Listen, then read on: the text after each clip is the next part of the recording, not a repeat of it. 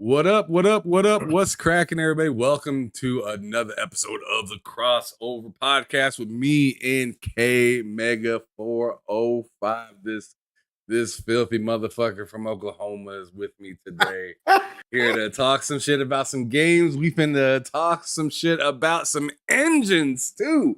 But without any further ado, on the real, brother, you were on a vacation for a little while. And in case anybody didn't realize it or like is wondering, hey, where the heck has crossover been the last few weeks? Go ahead and let them know how your vacation went, brother. Vacation was spectacular. Matter of fact, I was letting the vacation bleed over into work. So GRG was a little messy, and I was over there sipping on a little bit, doing the show, having a little dope beverage, and you know what I'm saying. And so got a little bit too saucy at the end. So I was not pleased of how I was speaking to my brother Sir X-Man at the end of the show. So I deleted the show. Because I mean, I don't deserve to have ad revenue to being nasty to anybody. So I apologize to the team. And it wasn't like overly just being an asshole or anything like that. It was just that my wife was like, you better go back and listen to what you were saying on GRG at the end of the show. And I was like, what? And I listened to it. I was like, oh, damn. So I had to do that. But I was like, oh, man. And then I apologize to the team. Like, man, I got a little too saucy. But, Mr. enjoyed the hell out of the vacation, man. It was wild. It was my first time ever being in the ocean. Like, I've seen the ocean before, but never been in it. Went out there to Mexico. Had a great time, man. This is something that I'm going to be doing every year now going forward. Me and the wife really enjoyed it.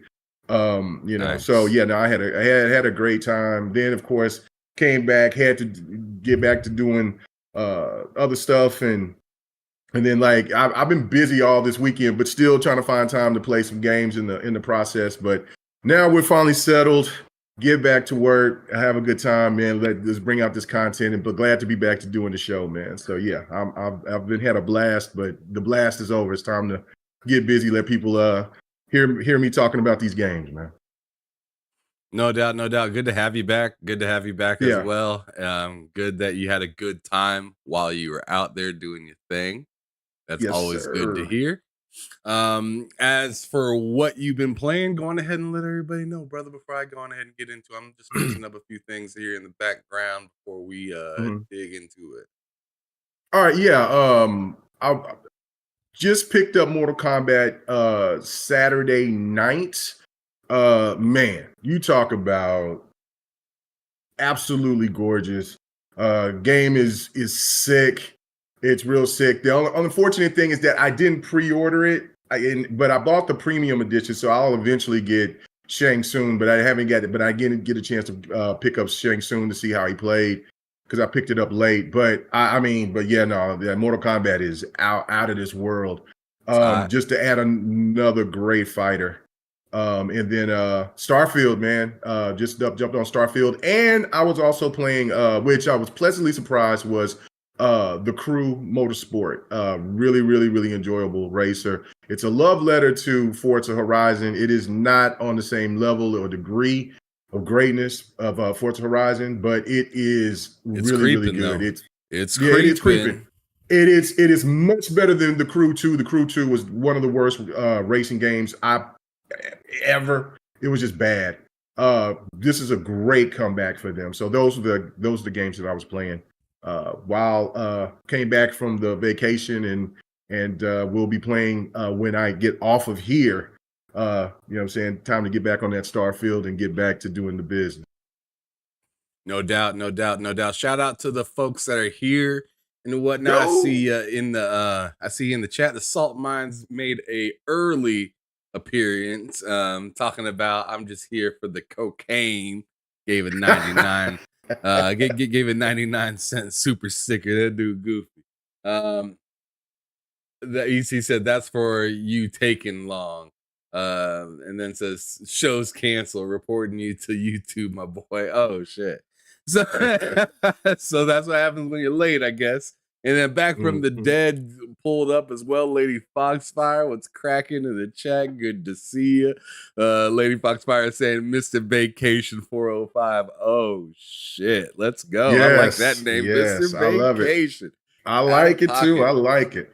And Oh then man, out of Bunty up pocket. in here saying Wagwan. So good to see ya, brother. Yes. Jeremy Brown pulled up saying good evening, folks. Is it in the evening already? Because it's midday over here, bruh. Lord's time, right? But anyways, Yes, sir. Ray Chi pulls up saying anyone planning to pick up Marvel Avengers, it's it's $4 on Steam, and it will be deleted or delisted by the end of the month. All the microtransactions are included in the game. That's kind of hot. Yeah, yeah, yeah. That's kind of hot. But I'm not sure if I'm running out to grab that, to be real. Back from the dead. You never picked it. You never picked it up. No, I played it a little bit on Game Pass, and I just wasn't feeling it. Oh, I picked it up the first week that it came out. You had a good time with it. I know that. Yeah, I enjoyed it. I thought when I finally went through the story, I didn't play it. I bought it, started it. It was buggy as hell, and then I went back after they patched it when they brought Black Panther, which was about a year later, and then went through the story and beat it. And I really enjoyed it. I thought it was really good. So yeah, no, I think it's definitely worth the $4. I would tell people to invest into it, to just to have it for that, for the story mode. And I think the multiplayer will still remain to be live. And I always think that when you get a game that's delisted, and if you've never played it, it's one of those games that's like, man, I wonder what that game would have been like years later. So that's why when those games are, and that's when I say, like, man, just go ahead and pick it up while it's cheap before it goes off. Because when there are times when you can maybe get those games, or they might be available, they'll be like $300, $400, $500 to $1,000. So that's why I just it's only $4. Go ahead and just risk it all. He said risk it all. Got it. Back from the dead says no MK1. K Mega said he'd been playing some MK1. Oh yeah. I was in the lab. I was messing around with Kung Lao, going crazy. I seen some of them clips, brother, in the streets. Hey, appreciate it. Hey, I'll tell you this, Smoke though. Yeah, I want to show a clip on Twitter X and on TikTok of me playing with Smoke, and I'm not even cracking the surface, boy. Smoke is highly impressive. You got that smoke. Highly impressed. Whoop. He's serious. It's hot. Serious. It's hot. Mm-hmm. Shout out to Hard Days Mike saying K Mega and Fraudulent Solo 05. Love it, brother. Love it. Vincent Vega came through saying it's 8 p.m. here. Teasy the GOAT came through. What's cracking, Teasy? Good to see you up in the chat. It's been a minute, brother. Thank you so much for coming through. But anyways, as for what I've been doing as of lately, it's pretty much been Starfield.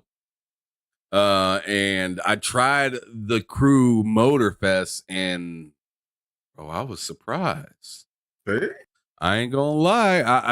I tried. They had a trial for like this weekend, or it's like a 5-hour trial, something like that. It ain't too much time that you get with the game, but the different types of vehicles are pretty nice. As you can see right here, I'm driving like a Formula One car, and the turning on that is pretty dope. And it's a little bit of a different taste than Forza Horizon. To be honest, it looks real similar, right? But you actually get into the game and you get to drive in around the town and whatnot, and it's like, and then you start to get that Ubisoft a little bit feel, and not in a negative way at all. The way they kind of have it set up here is if you played something like Riders Republic, where there's like hubs. There's different hubs that have different, things to do at the hubs, different type. It's very similar to that style, to where you drive over to this like circle over here, and there's like different type of races that you can do over in this city. It still goes by a lot of the Crew's like what they've done before. They just did it a lot better. It looks a lot smoother. It looks a ton more cleaner. The races are more fun. The different types of races is what makes it a little bit more edgy than before. I just like the game. I think it's actually a really good addition. It's like it's like a little bit of a tier lower than Forza Horizon. I'm not going to say it is like way under. No, like Forza Horizon is a phenomenal game. This game, it's like really it's scratching that itch with nitrous. Let me tell you that, with nitrous, because there ain't no nitrous in Forza. None at all. So this is a little bit nicer. It feels like a mixture of Need for Speed and Forza. It really does. I would agree. But anyways, Pixel Bit, what's cracking? Thanks for hopping in. Other than that, yeah, like I said, I've been playing Starfield. Really, just been digging, getting 10 toes down on them side missions mostly. The side missions are crazy in that game and will take hours and stuff like that to do. Side missions, the bounty boards and little mission boards like Crimson missions and stuff like that. Man, K-Mega was in a party with me last night and I was fighting for my life to get back in the UC. That man was struggling, boy. Yeah, I was like it was pretty tragic. And the reason being is because I didn't have like a crazy large bounty. It was only like $10,000 bounty or something like that. Which might be large to some people because I know you can get those like $80 bounty, couple $100 bounty. I had like a 10 grand bounty because I was killing, and I signed up for a job with the Crimson Fleet. And don't worry, this ain't no spoilers or anything like that. I signed up with a job with them. They wanted me to move some harvested organs for them. But I forgot to take care of my bounty first.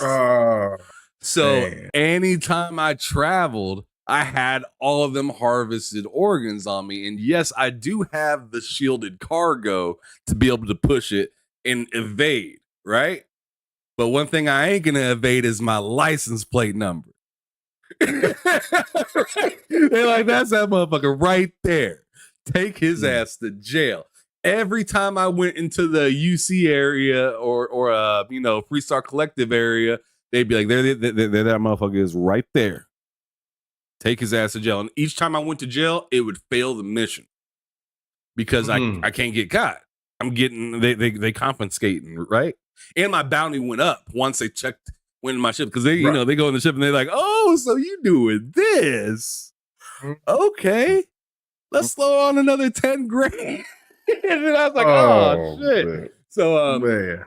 So I actually for the first time I looked something up on Google or YouTube or whatever, right? I was just like, man, this is Bethesda. This is Bethesda. There's gotta be a way around this.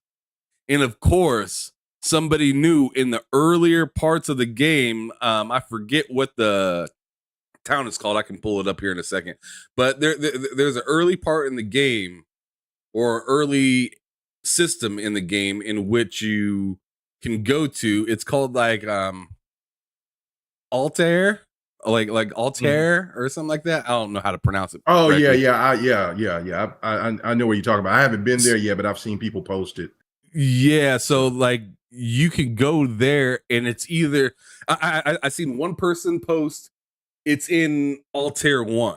That was the main post. The woman on Google read it back to me. You know how you say you say something on Google and they read it back or whatnot? Like a fact or something.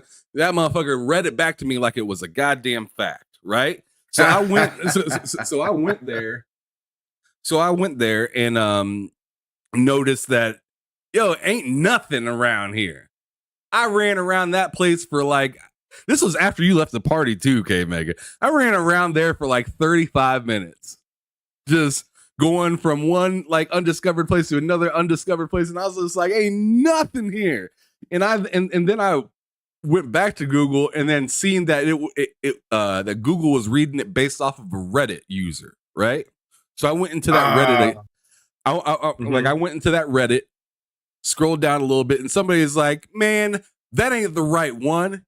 It's on 3. It's on Altair 3." So I went to Altair 3, right? Looking around, same thing for like a half hour, bro. And I was like, "Ain't shit here either." And then I scrolled just a little bit further, and somebody was smart enough in the Reddit in the Reddit thing to say it might be procedurally generated, so it's probably going to be somewhere around that area, but it might not be the same spot as somebody else's game.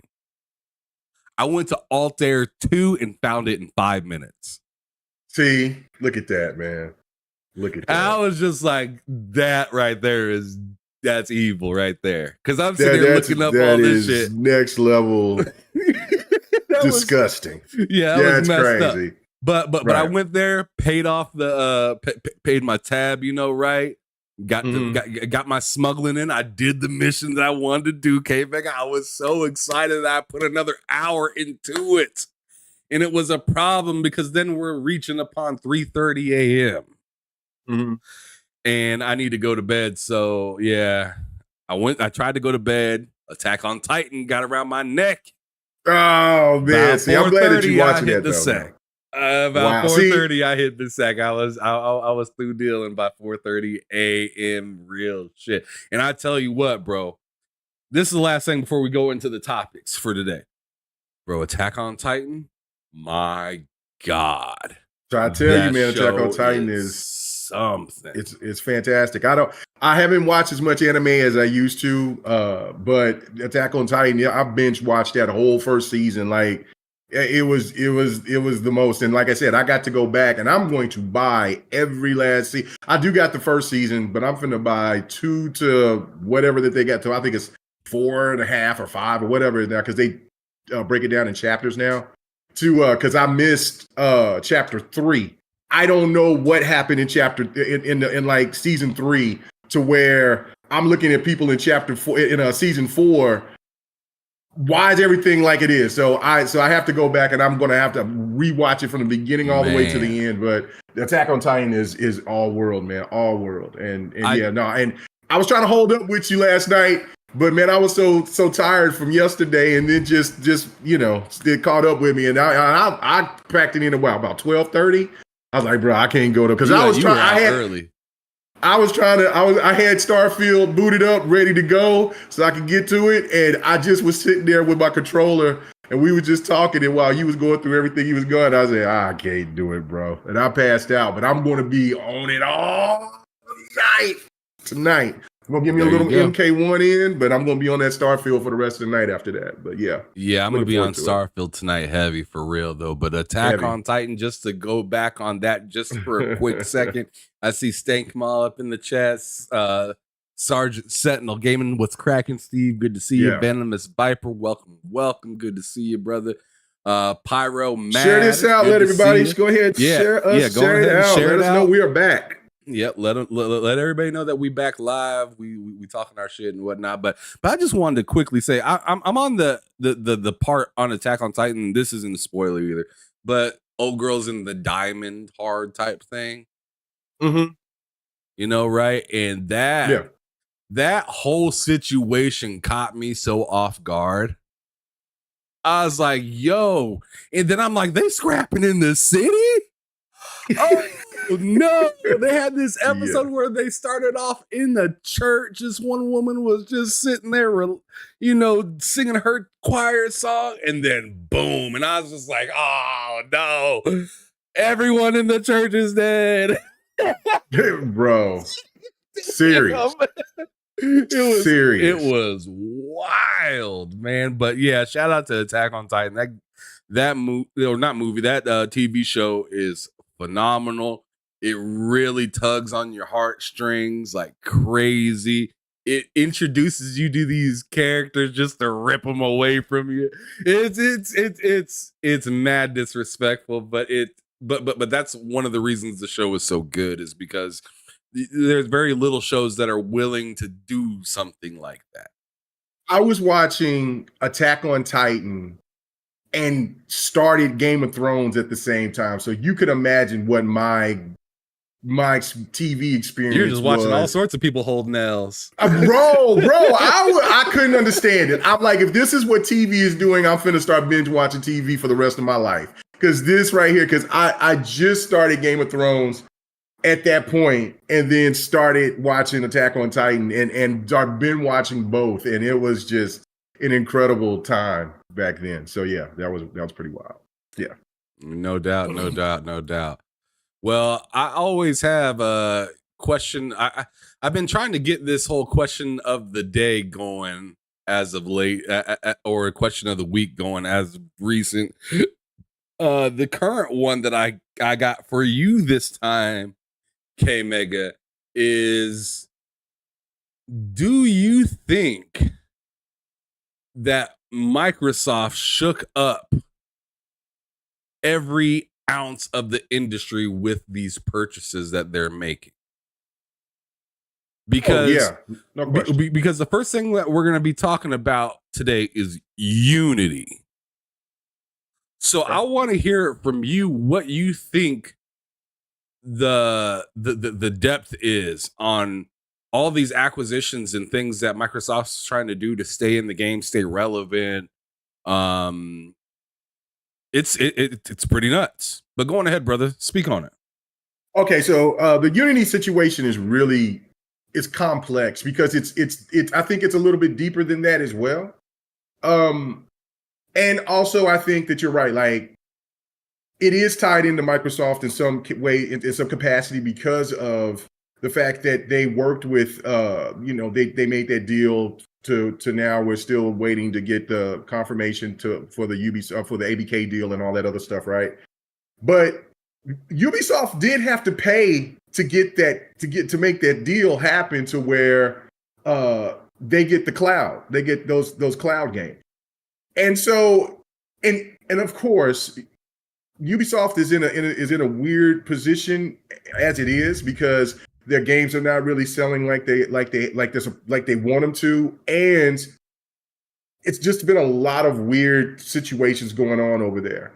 So for them to make this crazy deal to go, and it, from the surface, it may not seem like it's a really big deal, but for smaller content creators, but for smaller devs who's out here trying to get into the game, of bringing out there, presenting their games, and if they're using the Unity engine, then they're going to be charging people in 2024 an absorbently a lot of like royalties if their games go over $1 million. So like, if that game is a hit, they're gonna get hit with all different types of royalty fees. And that just doesn't make any sense. Like, how, say for the smaller ones that doesn't really take off and they're still trying to build, they won't have to worry about having to acquire those fees.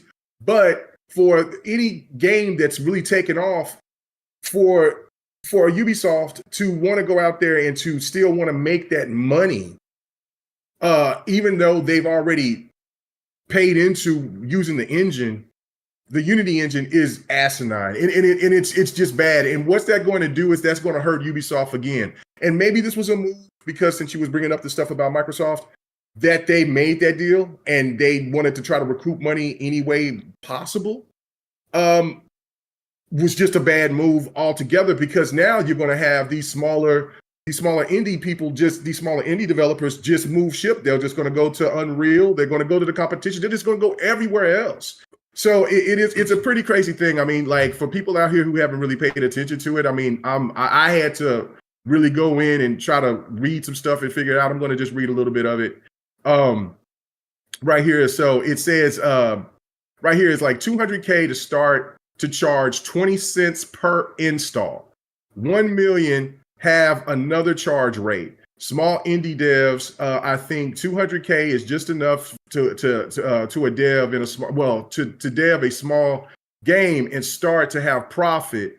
Then have to pay Unity a new fee per install, which is 20 cents per install, right? That's just nuts. Not So sure how Unity. Yeah, go ahead. let me just give some context real quick Okay. to what you're Okay. to what you're all referring to, in case anybody out there is listening Right. and they're like, "What is he talking about with this whole Unity thing?" Okay. Last Monday, Unity announced its on its official blog that as of January 1st in 2024, it would charge the terms by which it's licensed its engines. Its most controversial element of those charges was introducing, or was the introduction of a new monthly runtime fee, which would be charged each time a qualifying game made with the Unity engine is downloaded by an end user. The threshold for incurring the runtime fee is determined by the version of Unity a developer is using. For example, users, excuse me, of the personal package would be eligible for the fee if a single project were to pass $200,000 in 12-month revenue and 200,000 lifetime installations. After that point, Unity would charge a developer a flat 20 cents per install. These figures would be detected by Unity's runtime, a separate program that gets installed alongside any game that was made with the Unity engine.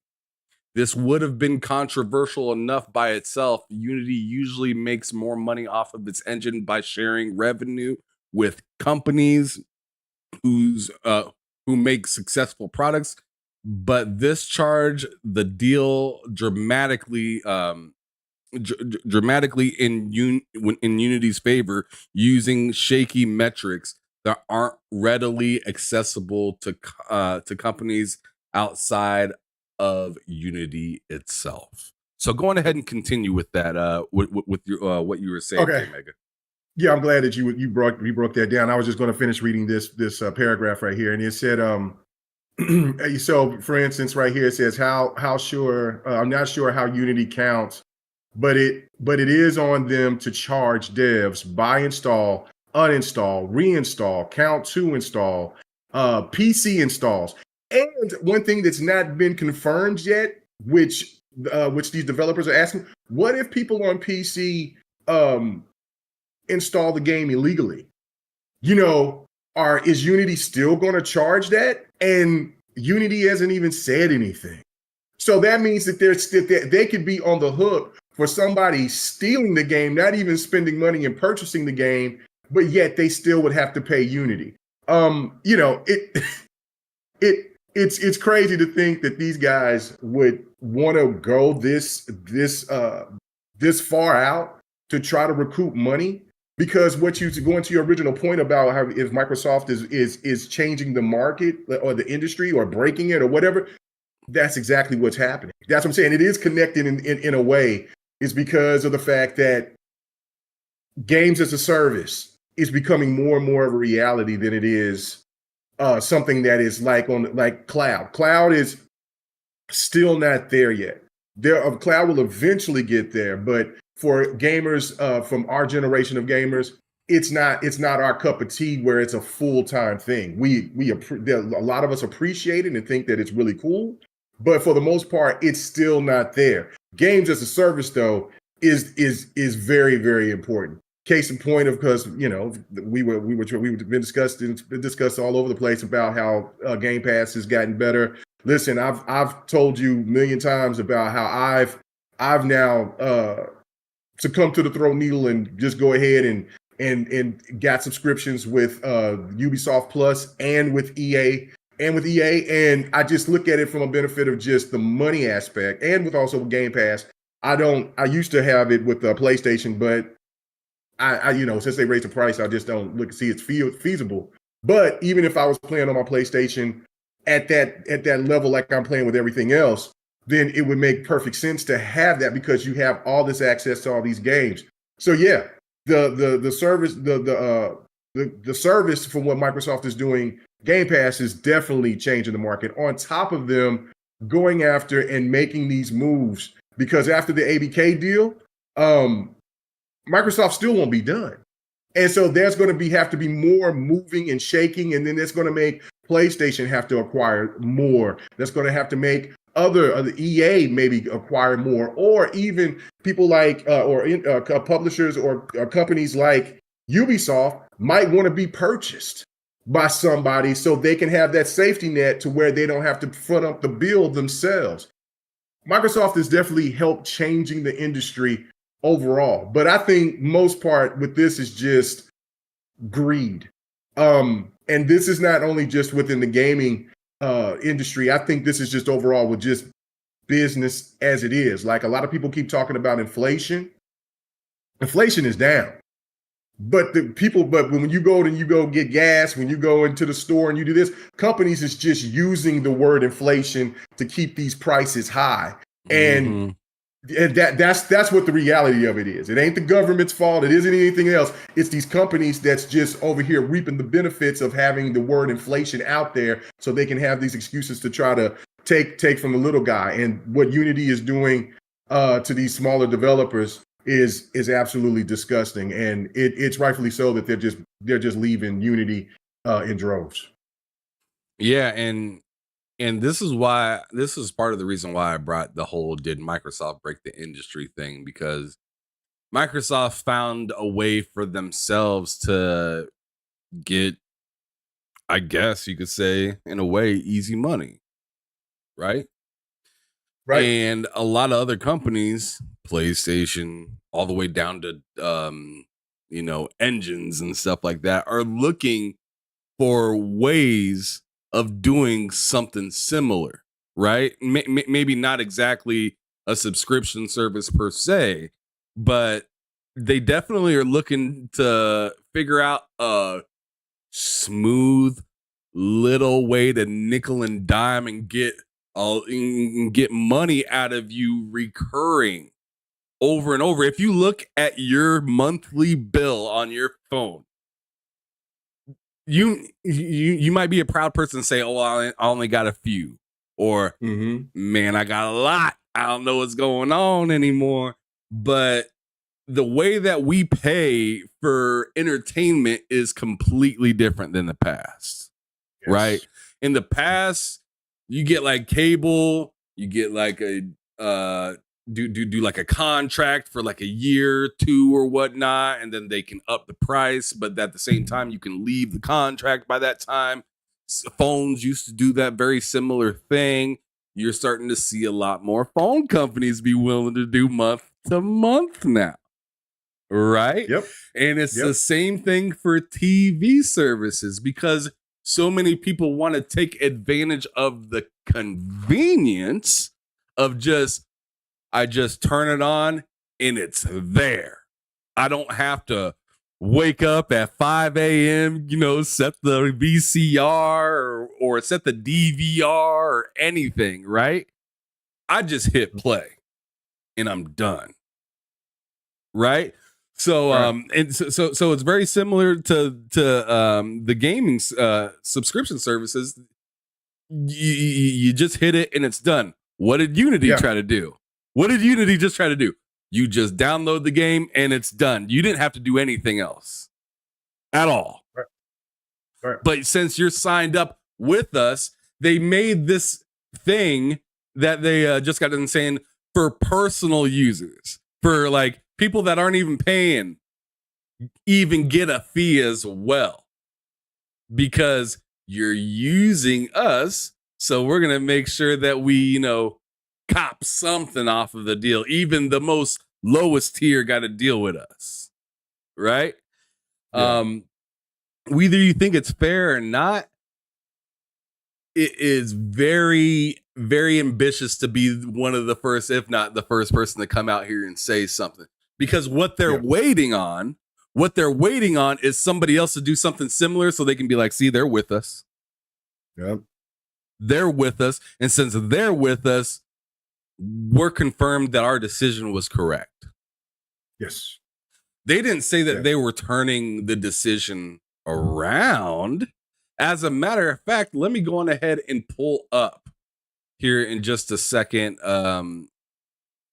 what they just recently said on Twitter. I believe it was yesterday. So I sent this to you, K-Man. Let me pull it up so everybody else can see it. Let me zoom in on it. So I know that screen's kind of small. But right there you go. You guys should be able to see it now. I zoomed way in, so you should be able to see it. But Unity themselves on Twitter posted, "We have heard you. We apologize for the confusion and angst. The runtime fee policy we announced on Tuesday. The angst that the runtime fee policy we announced caused on Tuesday. We are listening, talking to our team members, community, customers, and partners, and we'll be making changes to the policy." They didn't say they reversing the policy. Right. They're saying they're making changes to it. And then they continue to say, "We will share an update in a couple days. Thank you for your honest and critical feedback." There was a specific post that was put on under this that I 100% agreed with. And I'm just trying to see. Here it is. Written by this dude named this is it. Written by a dude named Co-Carnage. All right. He rewrote it for Unity saying, "We have heard you. We have not listened to you. Here's a bunch of marketing talk to make you think we're doing something when in actuality, we're just figuring out how to keep doing what we've already decided to do. Thank you for your honest and critical feedback." What? Seriously? Bro, that's exactly what this is. Like, he nailed it. he nailed it. And these companies are going to try to push the limits to see what will work and what doesn't. I mean, Microsoft got their hands caught in the cookie jar when they was trying to raise the price when they was trying to raise those prices. And the public said, look, they made a revert. They know what they're doing. All these companies do. And it's just up to the fan base. How much, what is enough, right? Like when is enough? When are you going to say, look, okay, you did, I've been trying to be a fan and supportive and understanding to whatever the situation is going on. But listen, when I see that you guys are making record profit and my pockets are still bleeding, something is amiss here. I mean, we all should be struggling if we're struggling, right? But if you're over here doing good, but yet you still want more from me, that's not how this game works. And so therefore, I'm finna start holding in my money. So that's exactly what this is. And listen, like they came back quickly to try to ease this up with the PR talk, but the damage I feel is already done. And now you're in a position, unless they make a complete reversal, which from what the writing, like you pointed out, Ham, it just seems like they'll tweak some things. They're cooked. And that's the one thing that we have to understand is that once we're in a position as customers of where we're like, okay, hell with it, enough's enough. These companies, they got to realize that once some people are done, they are done. And I think you've lost out on a whole bunch of potential of people that wanted to use that engine for their games moving forward. They're not even considering it now. Even if they just got the ideas and anything like that, just because you implement this, it doesn't mean that you can't come back and try to do the same dumb shit like this again. So I think that they've hurt themselves for the long run on this. I really do. Yo, and shout out to Mr. Joanna Dark in the chat. He said something pretty brilliant. Before I read that, I'm actually going to read what Pyro Mad said. He said, "It's not inflation on the currency; it's companies boasting their products value." Talking back to you, K Mega, and then Mr. Joanna Dark said something I thought was fire in the chat. He said, "It's a two-part one." He said, "Post pandemic, We are seeing businesses being greedy, trying to recruit the money that was lost during the pandemic. I mean, but the fact of the matter That's is that exactly money's it. lost. That money's Yeah, lost. But yeah, that they money's but lost. they don't want to. Yeah, they don't want to like take that L still to this day. But he goes on to continue to say, now every business charges you fees for using your card. So now your reward points are useless. Other companies want to nickel and dime people, and that's a fact. That's a fact. That is a fact. And that's why I've made the decision from like, look, I still buy video games. I went crazy at the beginning of the month. I mean, I bought Armored Core, I bought Atlas Fallen, I bought Remnant 2. I mean, I'm still gonna buy my games, but I'm also not going to fall for the trap of what some people on social media will try to say. Well, you gotta buy your games to support them. No, no, no, no, no, no, no, no, no, no, no. What I'm going to do is I'm going to make sure that I make my dollar go as far as it possibly can. So that's why the services makes perfect sense for me. I pay for a service for an entire year. I have so much more, I get so much more value from that than I would if I buy every game that I want for $70 or higher. That's just asinine. You're just asking yourself, especially if a person who has a budget. You know what I'm saying? I'm not rich. You know what I'm saying? I mean, I'm not even blessed. You know what I'm saying? So I mean, you know what I'm saying? I'm just doing my thing. You know what I'm saying? So the fact of it is that like if I'm going to sit here and I'm going to keep on holding on to uh what I love to my hobby that I love, I have to find workaround. And the workaround for me is the services. And I think that a lot of people should look at that as well. You know, when I was explaining this to Ham Solo earlier, because he was kind of like, it might not have been you, Ham. It might have been Mike or somebody else, but that we was in a party with, and they were like, no, man, I just don't see the point. And I'm like, look at all these games that's coming from Ubisoft alone. There's going to be Pandora. There's going to be the Avatar Pandora game. There's going to be Assassin's Creed. There's Motorsport. There's Ubisoft. The Crew Motorsport. There's going to be Prince of Persia, and then there's other games within there too as well that they have in there, like X Defiant, other stuff like that. Did you mention the Star Wars game? Yeah, and then there's Star Wars. I didn't even mention that. So that's 7-8 games right there alone, right? So you add that up at $70 or more if you want to get the Ultimate Editions, because Ubisoft's Ultimate Editions are $120 out here in the US. So you add that up and then you look at it and you pay either the monthly fee for $17, $18 a month, or if you pay for the whole year, which is $110 a month. And look at how much money you save by having that, right, by being able to still play those games, and you get the Ultimate Edition for every game. That's how you got. If they're going to play this game, then we have to play the game back with them. And even though you might say, well, you're not truly owning a game, well, those games, you get discounts. It's just like with Game Pass. And you can buy those games for the cheap on the end if you really enjoy them. And what if you buy one of these games, let's just say like Avatar, the Avatar Pandora game, and then you just paid the $70 because you was like, okay, I want to give it a shot, and then you absolutely can't stand it. Then you just wasted money. That game is just going to be sitting in the graveyard of just other games that you've played or didn't like, and you just wasted. I'm gonna give you your value. flowers real quick. I'm gonna give you your flowers real quick, yeah. Because this is one of the reasons why subscription gaming is the way. Whether people want to believe it or not, it really is. Right. I don't know how many people want to come out the day a game comes out and say, man, this don't work right. This don't run right. This ain't optimized the way I like it to be.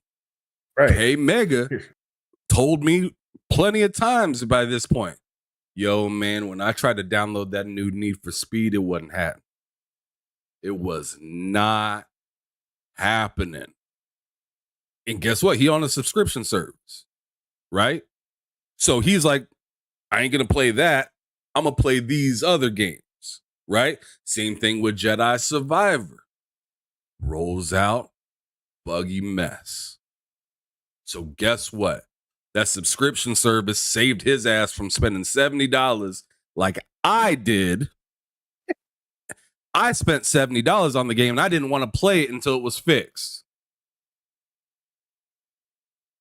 Look at K Mega though. That game got fixed. Unbound got fixed. Immortals of Avium came out. Madden just came out. That's all under his subscription service. And one got to layer the other one. Oh, that one's broken. We'll play this one instead. Yep.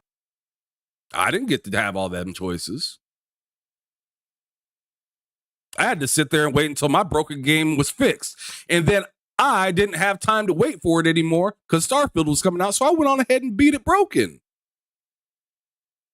I beat it broken and then hopped right into Starfield.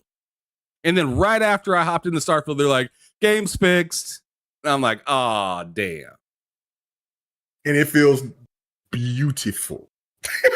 Shut your beautiful. Damn mouth. It feels right. And they added actually they also added more enhancements to the graphics. So now it's like it's really popping. It's really popping because before I left, I played it just to want to see because I was read about it, and then I was like, oh my God, I can't wait to jump in. That's what I'm just trying to explain. And then you still can buy those games later. It doesn't mean that you have to buy those games now. It is. I just want people to understand the service is because you keep talking when people talking about the physical copy aspect of it. I've said this a million times. If they shut the servers down on those games, except for the single player games, those games are nothing but coasters. Those hard discs are nothing but coasters. It's still a digital project, even a digital product, even through that game being on a disc. So it's more so to me. I'm just looking at it from economic purposes. Is that look, you know what I'm saying? I used to go crazy and spend thousands of dollars on buying games, and I'm just looking at it like, bro, why am I doing this when these games will be coming out here broken? They're not, and then, or they don't live up to the expectation, or just whatever. Like Forspoken, I bought Forspoken. I bought that game day one, and I didn't get a chance to fully play it and truly enjoy it until by the time Diablo came out, because the game was not optimized properly. So that's the type of stuff right there. I just kind of look at it like, if these guys want to play these games like that by rushing these games out, well, I got a trick for you. And I hope that you more gamers really take this to heart and really think about this. And like you just said, like going back to our first topic, like Microsoft is breaking the industry by doing this, by taking away those old thoughts and making people realize that maybe these subscription services are the best options for us, especially when our money is getting torn thin, because I don't see gaming slowing down. I think 2022 was the last year that we see that we didn't have an abundance of games. I think from here on out, we're going to just be bombarded with just games after games after games, and that is a lot of money to be coming off of if you jump in and try to buy every game day one just because. My thoughts.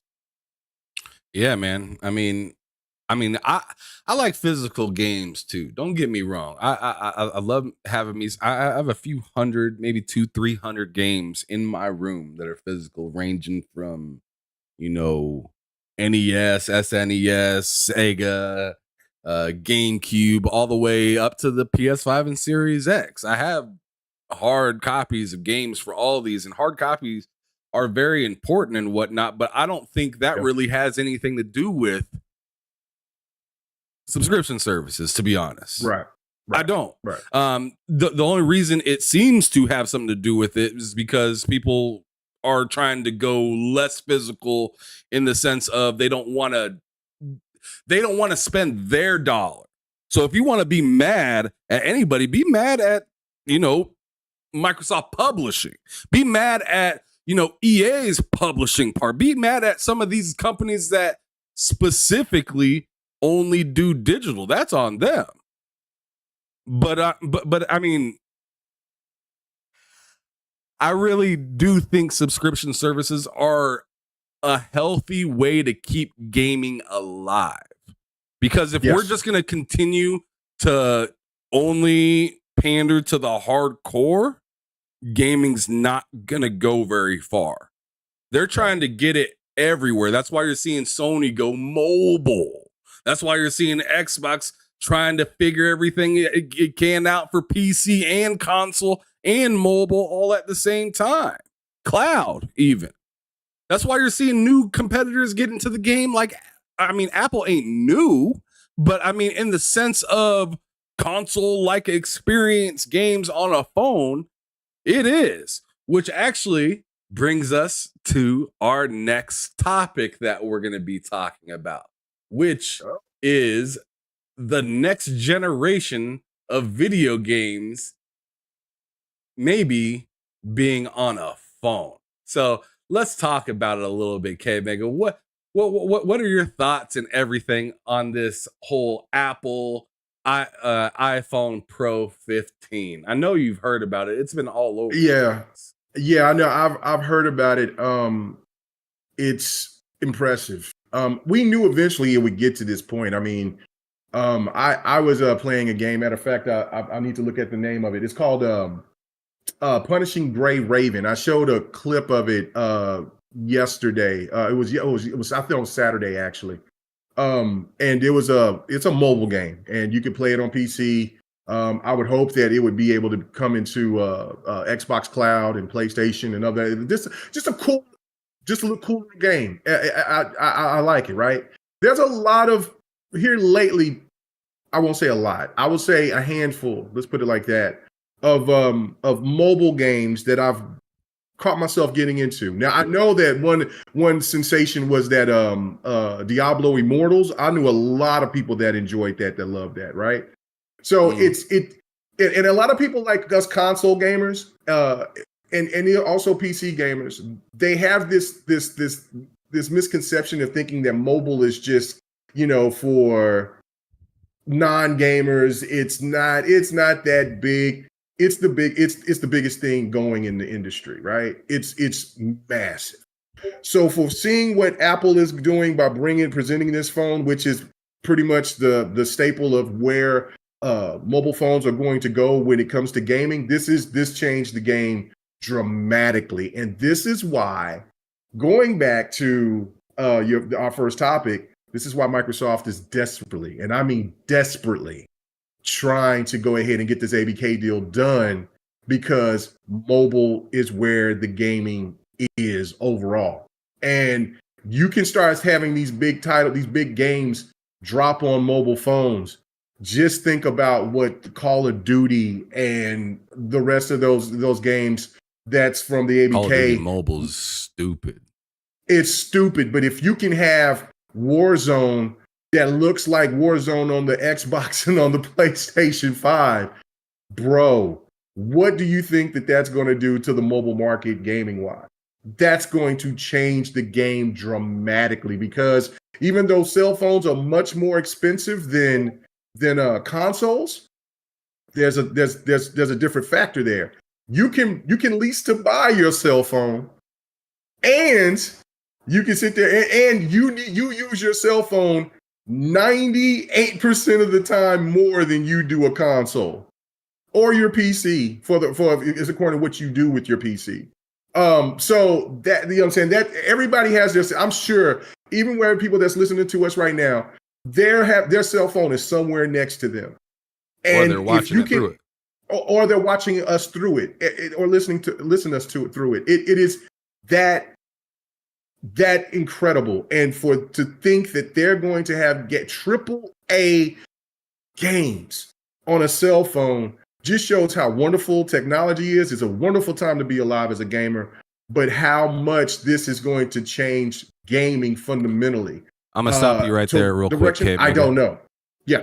I'm gonna read just the beginning part of this article so you guys have a good understanding of kind of what's cracking here. I'm sure you see it on the screen and whatnot, but just kind of give you a little dose of what went on within this article. It says at the beginning, Apple finally announced the iPhone 15 earlier last week, and pre-orders are now live, alongside introducing a USB-C charger. So look at Apple trying to get with today. It's good to see. But it says the tech giant has been vocal about the new and exclusive features coming to its iPhone 15 Pro line. Powered by the A17 Pro chip that includes a 6-core GPU. Apple says the iPhone 15 Pro's processor will have the fastest performance of any smartphone currently on the market and will deliver support for hardware accelerated ray tracing, which is what K Mega was just talking about just a little bit ago, in an effort to show consumers it's all in on gaming. Apple announced at its recent keynote that 4 AAA games, including Resident Evil Village and Assassin's Creed Mirage, which is yet to even come out yet, are getting native versions exclusively to the iPhone 15 Pro. These aren't watered down ports or cloud gaming versions of the game either. They are native versions of big budgeted games running on an iPhone 15 Pro. Crazy. Nuts. And then if you watch the trailer, they're showing you playing the game with a controller. You know what I mean? Like that's where that's where we are. What kind of controller now. were they using? They were using a PlayStation controller, but that, you know, I mean, I don't care. I don't care. I was just making sure like it wasn't like their own controller. I was making sure. It was a PlayStation controller. But nice. It was a PlayStation 5 controller. But that just shows you the level of where gaming has gotten on mobile, to where, I mean, bro, like we could actually see Microsoft get into this if once this ABK deal is finally finalized and done, to where they could probably bring back their phone, the Windows phone again. I'm an Android guy. I've never really been an Apple guy, so you know what I'm saying. Same. So I'll definitely be waiting for Android to be doing it. I finally upgrade my phone, you know, my Android phone. But this is just game changing, man. Like, you know, I'm always telling my wife, like, you know, you always play games all the time. Why don't you just turn on the you know, the Xbox or, you know, or the Switch or whatever. You know what I'm saying? Every other occasion she'll hit the Switch, the little Switch Mini or whatever. But it's mostly always on that phone. Well, this right here, because she's an iPhone woman, so this changing the game. Like, she'll be playing actual games on here, like, and that's just trippy to me, but it's also fascinating because of the fact that we're here at a time to where gaming is so accessible that it's not just locked in. And that's where the vision of where Microsoft and now PlayStation is trying to go. PC is trying to get there now with their handhelds. It's just showing that gaming is way bigger than just the box. And that's telling. That's telling. It really is, man. I mean, goddamn. I remember, I want to say it was back in like 2010 or 2011 when I had a smartphone during that time, and I got Mario 64 to run through emulation on my crappy old, I think, I'm trying to remember what type of phone it was. It doesn't matter. It was an early Android phone though, and I got it to run on there, and I was just blown away that I'm playing a whole ass video game on a phone. And right. You know, fast forward 13 years later, 12 years later or whatever, this is going to be native now. Yeah. Which is wild, man. And now you guys can see for yourself why Sony's making these changes. Why Microsoft said Sony thinks we're their biggest enemy, but we are not. We are not. Bro. Yeah, absolutely right. The real enemy is who you're trying to buddy up with Google. Your real enemy is Apple, the people that are already kind of running things in the background. Where the big money is, everyone always says, "Oh, well, gaming is bigger than it's ever been." Of course, because of mobile gaming. If it wasn't for mobile gaming would be a whole lot less. It'd be a whole lot less. We a lot of us that are really, 10 toes down into gaming here know that mobile's been carrying a big amount of the load when it comes to revenue in the gaming space. That's where a lot of microtransactions happen. Candy Crush was synonymous for microtransactions within game, and those are just small, quick hitter games.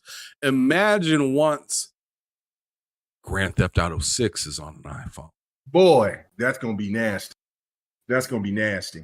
Wait until you can play a game like Fable just on your phone.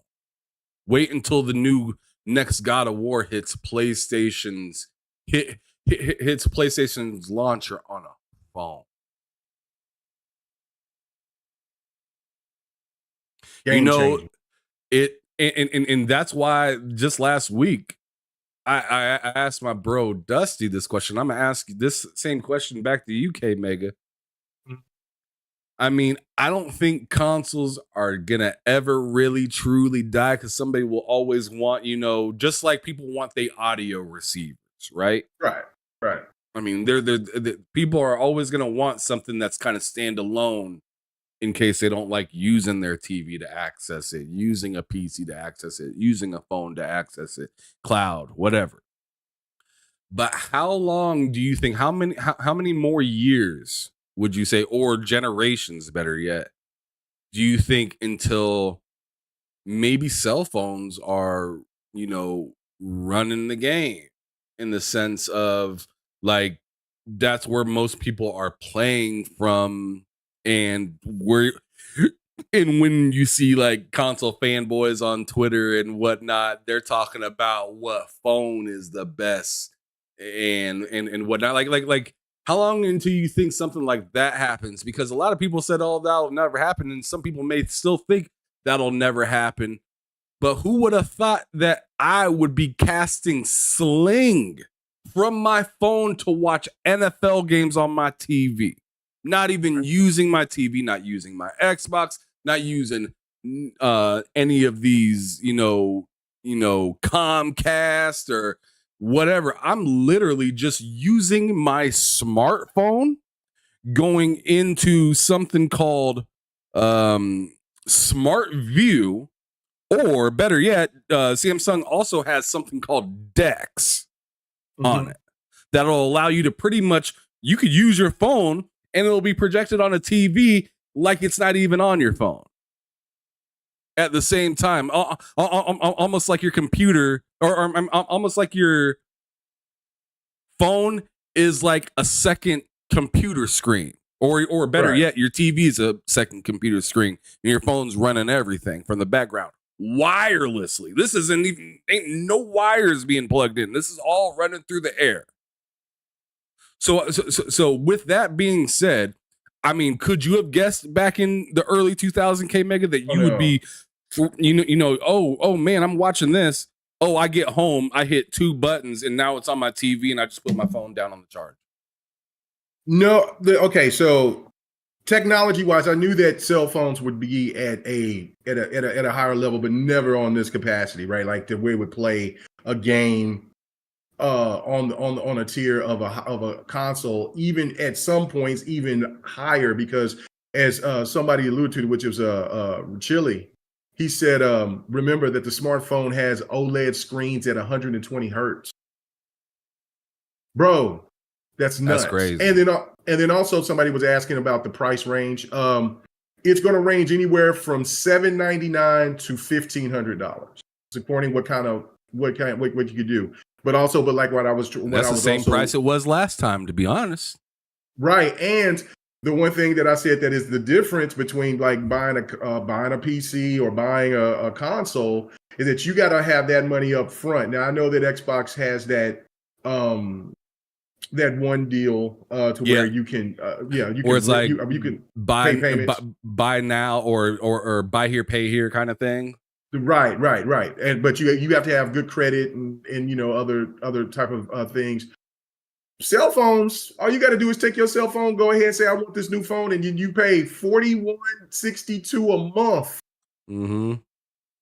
for 24 months. Like, bro, like, just prick your finger and just sign your blood on that line. Just sign your blood on that line. That's it. Anyway, so it's nuts. But yeah, no, I never expected to be at this level. If I said that it would, I would be absolutely lying. And to your other point about will consoles eventually become irrelevant? Yeah, they are already becoming irrelevant. And I know that some people are like, they're not making these. Case in point. And what I've said here in the last year and a half, maybe 2 years, do you ever see PlayStation 5 outselling the PlayStation 2? Do you ever see the Nintendo, Nintendo, even though Nintendo is catching up with the PlayStation 4, will you ever see Nintendo ever outsell the first Nintendo? Will you ever see Xbox ever outselling the 360? I see that there is potential because I said that this is going to be a longer generation than what a lot of people are anticipating. But if they do stick to that 5-year plan, that 5-6 year plan, then no console will ever catch up to what their best was always were, because of the fact that at that time consoles could be sustained longer, even though they did have their 5-6 year cycle. But the 360 the Xbox at its best sold what, close to 100 million? Maybe after 100 million, after years of people still buying a 360 or something like that. But will, like, during that current generation, before they switch over to the next iteration, will Xbox catch up to what the 360 did when it really pretty much stopped selling? I say no. I say with PlayStation, I say no. They'll never catch what the PlayStation 2 did. And will the PlayStation 5 even catch up to the PlayStation 4? Those are the questions. And if you don't think that those consoles will sell higher than that, then there is a depreciation. There is a setback. That is a decline. Because either there may be people are starting to go more over of a PC. There's more people that's more just more comfortable of being on older hardware, and then maybe switching over at a later date. I mean, there's all different types of factors, but mobile is really the dominant gaming place. I mean, that is just what it is. I sound crazy as hell saying that, but yes, Angry Birds and Minecraft on cell phones generate tons more money than what God of War could ever dream of, or what even Halo could even dream of, or Halo, I should say Halo Infinite. Like, it's just a different entity, and consoles will never go away. Now, I do have that same sentiment, that thinking that PlayStation is going to bow out before Xbox does, but or out of the console market, and maybe get into mobile and cloud and whatever else. But I just feel that consoles will eventually, and I say probably in the next 15 plus years, will become the record, will become the album of gaming. I really Fair do. enough. Or the CD, or the CD, the music CD. I was thinking about not next generation, but like early the generation after. Because right now, what I think that we're in, whether people want to admit it or not, we're currently in like a trial purgatory kind of thing with Right. all these different gaming divisions all around the world, testing us out, trying to see what we're going to play, how we're going to play it. What is the quickest way for them to make a buck and keep us happy and quiet? Right. And one of those ways, I mean, I was talking last week with Rachie, or not Rachie, but with Dusty or whatnot last week. And I was just like, yo, like, I really think this could happen, because the way that all these companies are admitting within this Activision Blizzard case, how, mobile, and, needing to create a space where things are like fair and stuff like that. I think the mobile way, like it seemed to be PC was that way, right? But Right. mobile is garnering up so much dang attention now. That meeting space might be on mobile. That Right. meeting space, Okay. to be fair, keep it cool, bro, Yeah. mobile will be that platform. Right? Okay, so case in point, real quick. I was just wanting to make this point. Think about like what you just said earlier when you was talking about your television. I mean, not your television, but your phone, and Right. that you can link it up to your television. Think about when it because this is going to happen. This is going to be the next phase. When your cell phone can link up to your television and give you the same fidelity and quality without any compromise. Like it's not cloud, it's not streamed. It is absolutely ported. Like for instance, if you have like your Samsung phone is Android, will do this with a Samsung television, and it instantaneously just kicks over, and you can play your mobile game, AAA game, on your TV and not be compromised whatsoever. Tell me that that's not going to change people's conception on what they're going to do with consoles going forward. Well, that's the main complaint currently is resolution and latency. Right. Resolution, latency, FPS. Like once that kind of stuff can be, I mean, and we're right around the corner from it. That's quick. Yeah, it's coming. We're right around the corner from it. So like already on my phone on this Samsung S20 Note, I can already choose what I want to watch through that smart view thing, and then set it on my phone to create the same aspect ratio as the TV. Right. Yeah, same. I could do that with and I got an older television. I got a Q90R and I got an older phone. This is a OnePlus whatever. This is like a 4-year-old TV. I mean a cell phone. And so I can still do that, and I can even hook it up to my monitor. You know what I'm saying? To my 144 hertz monitor. And you know what I'm saying? But there's compromises. Like it's not fully native yet. But like you just was saying, eventually, because you have a newer phone than I have, it's already at a higher degree than what my phone is. Just think about what the future of phones will do when they are native, when there is no compromise. That's going to make a lot of people think and question a lot of things economically, especially if things are going to stay at the prices that they are, or if they try to gouge us and try to make things higher. If consoles is $600-$700, because I've always said if consoles ever get over to that 600 or over threshold, a lot of people are going to bow out. A lot of people are going to bow. I don't know what it is about that $600 threshold, but I think that gamers at that point and people in the casual market, they're like, no, hell no, I'm not spending those $600. That's $400 less than my that's the same price as a car payment. That changes things in my opinion. I don't know how you feel about that, but that's how I feel.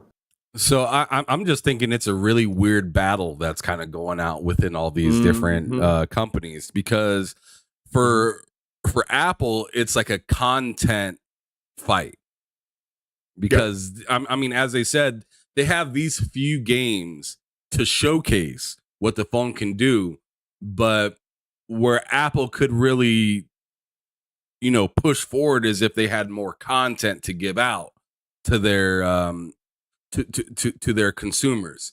Where Xbox and PlayStation are faltering is they got plenty of content. They're trying to get the infrastructure built. And so like it's this crazy race between all these different companies, and they're all having to like drive their own cars, and each one, one pulls a little bit to the left a little bit, one got a little bit of a low tire, the other one, running on some dirty oil. Like like, like, Right. like each one of these companies are not completely fitted and ready to run this race quite yet. They're all still in training mode. And that's why I said earlier that this right now, where we're at in gaming, is very much like a testing purgatory kind of thing. Because we're kind of waiting for one company just to launch and run out with it. We do see some stifling through some of the governments and whatnot with like the whole CMA thing. Yeah. And so then stupid. So stupid and, what CMA doing. and all these other companies at the same time that are not really in the crosshairs exactly are trying to still get their pennies out of it. That's why you see people like Unity saying, hey, don't forget about us. Take this charge. like, please take this bill real quick so we can get something out of it, because we see you guys making hand over foot. We want to do the exact same thing. And speaking of coming back to to surprise some people, I'm actually going to move on to the next subject, which the next subject is something that's very surprising because it hasn't been messed with in such a long time. In fact, people have been screwing up this game like hackers and whatnot, but they finally came back to put some goddamn love and put some respect on the name of the game. And the name of the game is Titanfall 2. It is back. It is updated. And in fact, it has a wild shout out to what I was talking about at the beginning of the show.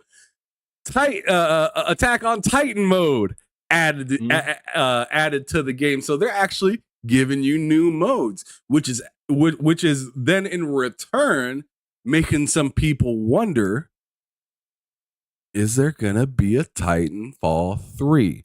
Because hey, here are a couple things to kind of keep in mind. There's been teams leaving Apex as of lately. Apex is starting to kind of fall apart a little bit.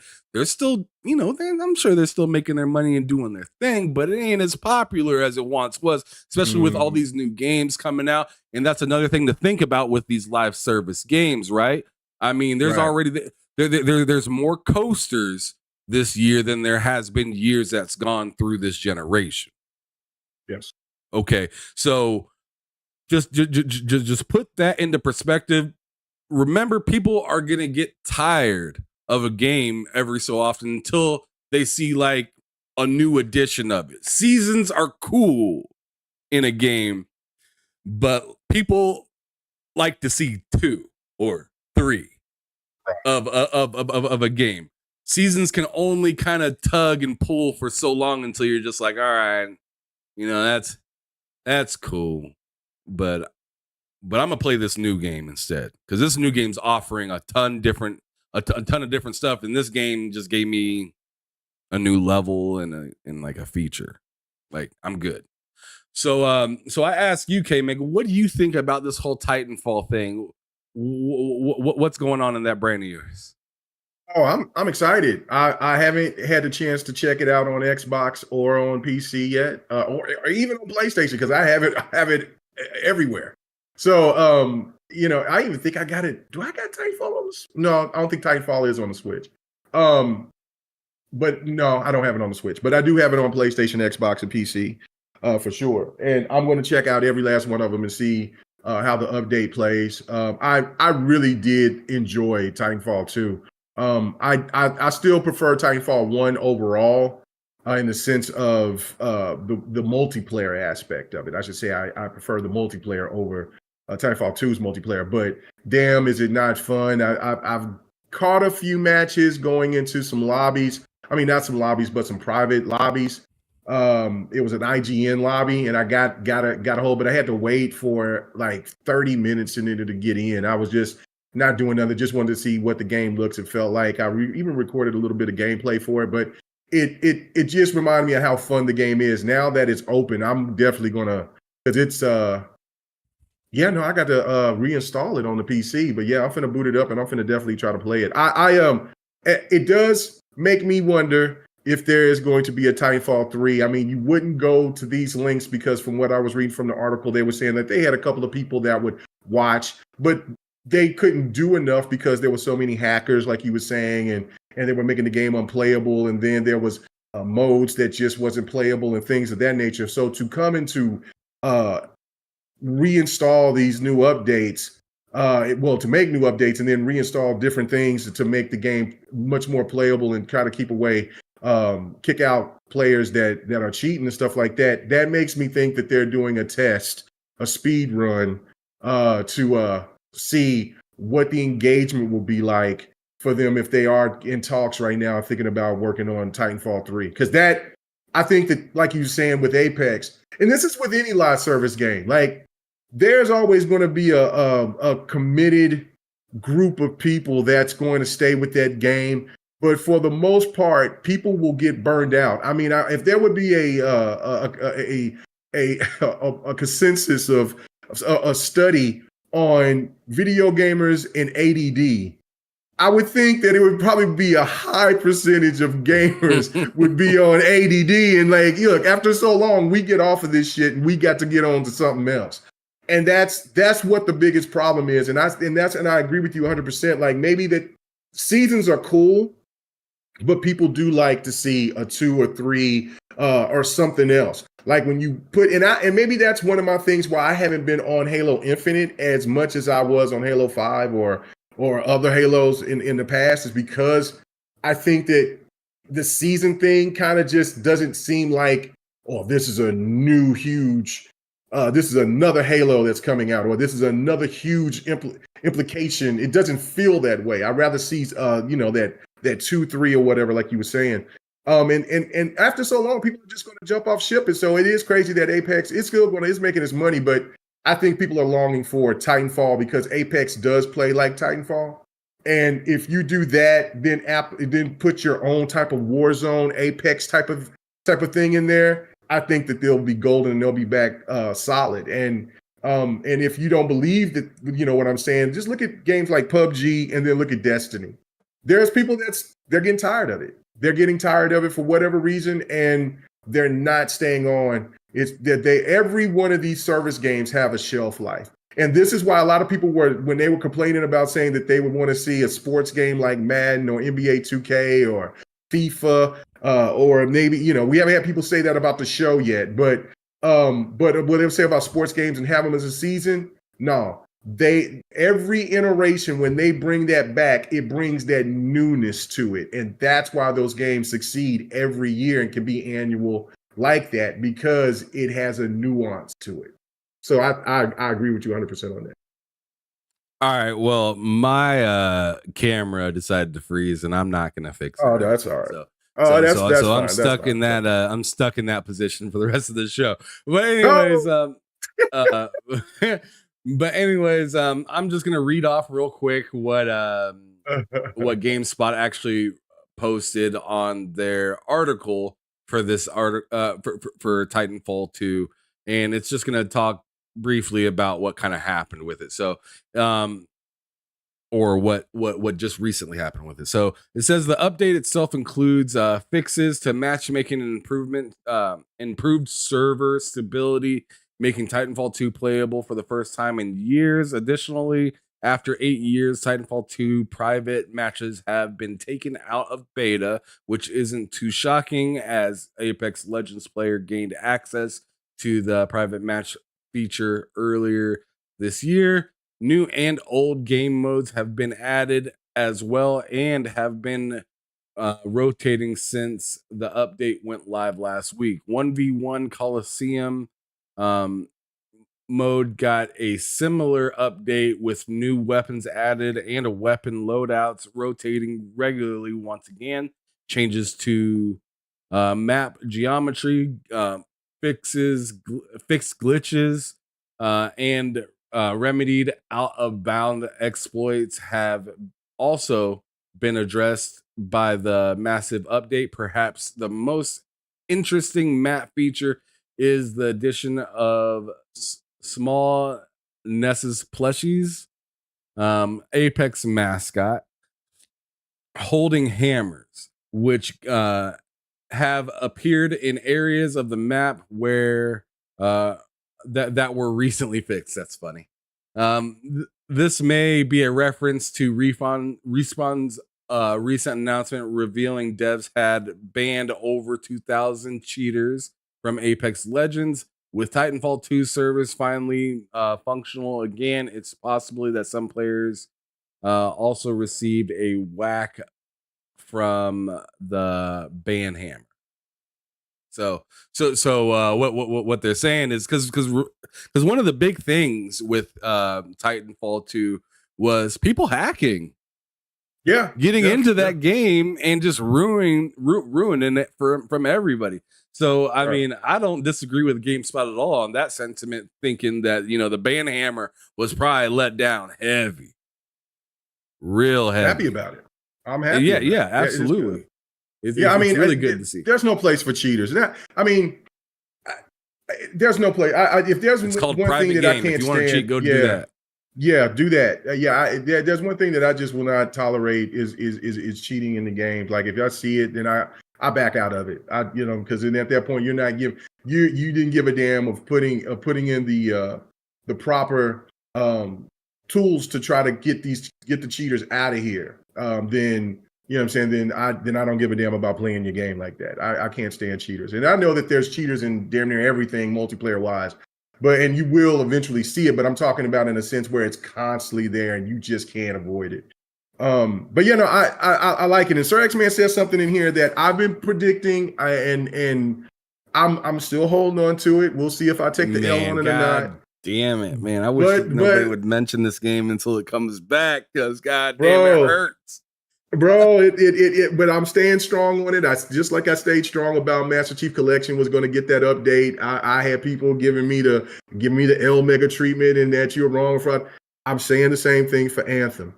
I do feel that since they're doing this with Titanfall, there's a reason why they're doing it. I don't know what if it actually means that they're really going to announce at some point that they're working on Titanfall 3. But this gives me hope on my theory that they will do the same thing with Anthem. That game was just too special to just let EA just kind of throw that away. And I do know that there are a lot of those devs is moving around and dipping out and things like that. And maybe they wanted to wait till they have all their ducks in a row at Respawn or whoever that will be working on Anthem. But I just don't see them giving up on Anthem just like that, and it's just gone into the wind. Now I know there will be people in the chat that'll tell me otherwise, but I still have hope for that game. I don't know. We'll see. I'm very excited for it. Like I said, I'm right here now going into Steam, and I am about to download it so I can go ahead and give me some run.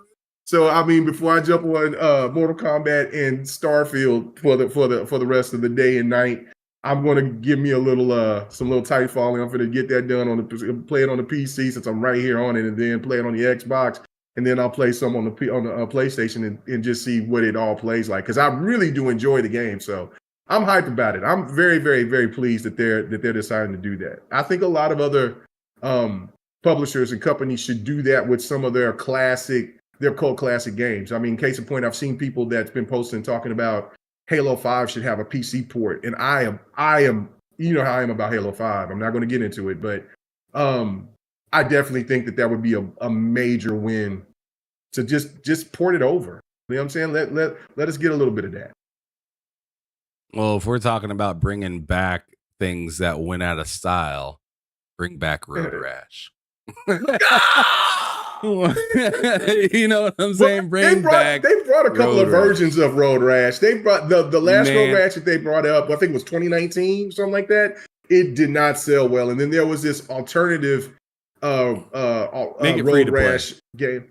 Yeah, I would say that. Do that, or put it into a games as a service on PlayStation Plus, Game Pass, something like that, so people can, EA, EA access, so people won't be afraid won't have to just spend money and then be afraid that the game is going to fail. Let people experience it and let's go from there. I totally agree with that. I'm just saying, they just brought that F-Zero to Nintendo, right? With like 100 different people running around on that joint. That's another subscription I got to sign up to. I got to sign back up to it. I just let it go this year, and now I got to sign back up on it. I'm just saying, do the same thing with Road Rash. Put 50-some players on motorcycles out there and just let them go at it. And just let them go at it. Oh, man, that would be dope. That would be serious. That's something I would really love to see. I really love to see. But speaking of classics coming back to the new, we got something tragic to talk about real quick. It happens to do with a port of a recent game, and I think K Mega knows what I'm talking about. It's one of the games that he's been recently enjoying a ton on his PCMR rig because that's what he plays on nowadays. But I have been lately. Ooh, you breaking up, bro? You breaking up? Oh, sorry. I said yeah, but I was whispering, but I said yeah. No, I have been on that. That's for a hot minute. Man, I don't know what you doing in that background. I don't know if you downloading the game. I don't know what is happening. But you got you got that PC in overtime right now because I can hear it. I can hear it in that static. Are we good now? Yeah, it's crispy now. It's crispy now. Okay. Oh, yeah. My bad. Yeah, I was downloading like 3 different things right there. Okay, never mind. All right. There you PC go. was like, bruh, what you doing? Okay, so yeah, no. You was right. I am on that. Yeah, I've been on the PC Master Race here for about a good month here.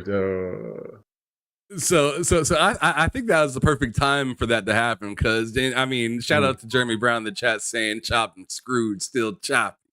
I got another chopped and screwed one for you. How about Mortal Kombat 1 for the Switch? Talk about chopped and screwed. Can't make it talk about it, brother. Talk about it. What have you been seeing when it comes to Mortal Kombat 1 and its fans not being happy for that Switch release? Man, they showed Johnny Cage play. At first I thought it was people, you know how like they'll show something and then they'll they'll alter it to where it just looks awful. But I've been watching a lot of content of that like last night. Like when we were talking, I was over here getting ready to play Starfield, and then when I decided, I was like, man, I'm gonna get ready to crash. I started watching a lot of clips and stuff, and I just couldn't believe it. I couldn't believe it. It looks absolutely ass juice. And I was thinking like, okay, well, at least it's $50. It's still $70, bro. It's still, I guess, the same price on the Switch. And I guess if you bought the Ultimate Edition, because the actual edition doesn't come out until this week. So for the people who's played it, is playing the Premium Edition, which they paid the $100+ for. And I'm sitting here thinking to myself, ain't no way that game looks that bad and performing that bad. Because it's not only just that, like they're just like the funniest one was when they were showing Sindel walking, and then like the one of the added characters, like they're like the characters that you can bring in to substitute, well, not substitute, but to combat with. They're not actual players you can play with yet, but the dude was walking was walking from out in the screen to all the way into the back of the screen. And then when Sindel walked back, like he was walking and then he disappeared from the screen. There was a fight scene where one of the characters, I think it was Havoc, that sit there and was spitting the blood, and the blood went all over the place, and it didn't even land on the character. It just was like just splashes of goo, and it looked awful. The facial animations they were showing, I seen something where they were showing the story mode on there, and like they showed the graphics from the Xbox and from the PlayStation compared to the Switch. And there was a scene where Cyrax did his fatality. And the fatality is where he drops all these bombs and he blows up the earth, right? He blows the world up. The on the Switch, it blows up. You see him spitting out all the bombs, and then the screen goes black for about maybe 20 seconds, and then you hear fatality, flawless victory. What? There's no animation. The fatality was so much on the Switch that the damn fatality was out of there. Like, then you couldn't even see it fully visuals. I can't understand it. This was atrocious. I don't know you can't blame NetherRealm because they made the game the way, on the hardware. Yeah, the best that they could on that hardware. The best that they could. But Nintendo, are you kidding me to charge what you charged for that game? And if there's anybody that's seen all this and they still buy this game, then Nintendo has voodoo going on. They got people's dolls somewhere that have been Nintendo fans, and they're just, I don't know. I have no idea. That is absolutely atrocious. I can't even. That's all I can say. It looks horrible. It looks bad, Jack. Yeah, if you're actually looking, I have it pulled up on the screen just a bit. So okay, let's see. So you guys can see the part. It has Sindel and Shane Tsung. That ain't Shang Tsung. That's I forgot what his name is, but yeah, that's not Shang Tsung. No, it's Shang Tsung. Is that Shang Tsung? Is that, I don't know if that's Shang Tsung. Is that Shang Tsung? Oh, okay, yeah, that is Shang Tsung. Yeah, I thought that was the other character. It got them just walking, and they ain't even walking side to side with Shang Tsung. Oh yeah, because he got his blades on. Stepping. He over there sidestepping. Sindel walking side to side. The game looking crazy right there. If I scroll up just a little bit, you see this Johnny Cage on PS5 versus the Switch, and it just looks tragic. The two comparisons, I mean, it's hard to compare those two right there. One looks like it came straight off the one just looks dated, just clearly dated, and the other one looks like it has some love, some TLC brought into it. Here's another one. If I click into the picture right there, that's the difference between those two characters right there. I mean, and hey, we understand the Switch. We understand the Switch is it's gonna have lower resolution. It's gonna have less power. I understand that. But this is why on your show, K Mega, when you asked me, you asked me about the Nintendo Showcase, what I thought about it, and if I was thinking about getting any of the games from shown from the showcase, and I didn't have beef with the games. The games I didn't have beef with. I just know where they're heading, trying to get that money, and where I have been now already, which is on these newer consoles, the PS5, PC, the Xbox Series consoles, right? Bro, I'm not going to pay the same amount that I pay for those consoles games to get that quality. It just can't. I haven't happen. seen that one, the brutality. I haven't seen the brutality one yet. That's my first time seeing that one. Damn. Yeah, so like the only game that got me like that was Tears of the Kingdom. And I made an exception to that, not only because it's a great big time game, but also my wife is a big fan of Zelda. So I felt like that made sense. That was a great, Mother's Day gift and all that yada yada yada kind of stuff, right? But as for like me and my wife love playing Mario. We played that Mario the one where you throw in the hat. I forgot what it's called. Is it Odyssey? I don't remember. What the one where you got Cappy, right? Me and my wife played the hell out of that game together. We played plenty of the other Marios that came out. The one where you're going from planets to planets and stuff like that as well too, which is a different one. But there comes to be a time in a generation, especially when every other platform moved on to the next thing. That's where I'm kind of at with Nintendo, where it's like, yo, I feel like this has been good. This has been a good thing. It's still a good thing. Yeah. But you're not going to catch me with these new game prices on this console after you done dropped the biggest, like there ain't no way you're going to tell me this Mortal Kombat 1 and Zelda,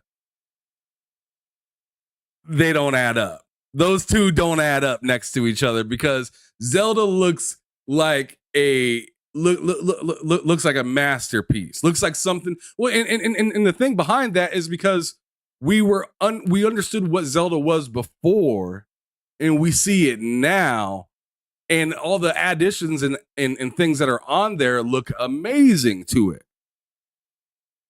You drop a AAA third-party game where I can compare and contrast it to something else like PC, PS5, Series X, Series S, whatever. Sure, you can make the argument that, all right, well, those are next generation consoles.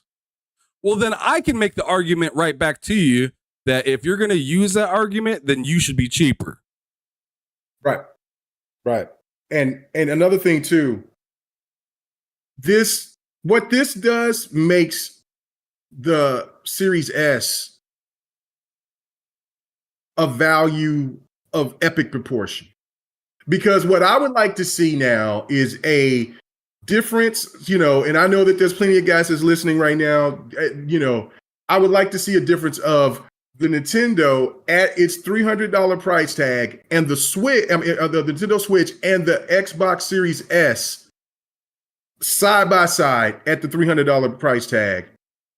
And you could tell right then and there, that's where the value is with the Series with Series S. Because, wow. Matter of fact, what I'm going to do is when I go in there, I'm going to go in there and I'm going to test it out. I'm going to go in the front room and I'm going to turn it on and I'm going to see for myself. Because this right here, this is great. Look, dudes, the animations is so jacked up. Is that the blood's coming out the left side of his arm, right? But his hair falls off his head. Yeah, well, hold on. His hair. He's supposed to be holding Liu Kang's head. But he's holding his hair that fell down. Wait till you see this animation. His hair falls off his head. And instead of him grabbing Liu Kang's head, he grabs his own hair. Bro. I didn't even realize that was what happened. I thought he was just picking up a blank head. I didn't realize he was picking up his toupee. Yeah, like dude don't have a toupee. Havoc don't have a toupee, bro. Like he just lost his hair. He lost his wig. And Liu Kang's head is just, oh my God, dude, that oh no. Man, thank you. The Series S looks like the 3090 compared to what Nintendo is doing. This is shameful. the one thing I will say about this though, shout out if to Nintendo want to make right, if Nintendo doesn't do most likely Nintendo don't do the right thing, but if Nintendo does the right thing, if you did buy the Mortal Kombat 1, and also I seen what Yobi said in the chat, said, Mortal Kombat 11, the same thing. I don't have Mortal Kombat 11 on the Switch, so I have no idea. I'm assuming that if it looks this bad, I'm sure it looks this bad. I don't know. I didn't see it, but look, Yobi, let me know if it's. He said it's the same thing, so damn. But when the new Switch comes out, which this is demanding that we need to see a Switch 2 or whatever that they're going to call the new system. If they make this right, it's like if you've already purchased this game will be transferred over without any extra fees or nothing. Like you just get the newer version because you've already bought this game. That's the only way to make this right. Because if you bought this game as is right here for the Switch, then when the Switch 2 comes out and then they want to charge you again for Mortal Kombat for the next, then I don't know. I got love for all consoles, right? But then we had a position again where when is enough is enough. You know what I'm saying? Make it right with the fans in some way, shape, or form or capacity. But I guess in the sense of it, it's like if you're the sucker that wants to buy this game on this lesser hardware, it's not like you don't know what this console is, then that's on you. If you hate the Xbox and the PlayStation and the PC that much, and the Switch is the only thing that you will play on, then I guess it's on you. But that is pretty bad. Yeah, it's not a good look. It's not a good look for anybody. It's not a good look for Nintendo. It's not a good look for Mortal Kombat. It's just all around tragic. Man, this shit look pitiful. Extra tragic. This looks mad. Oh my God.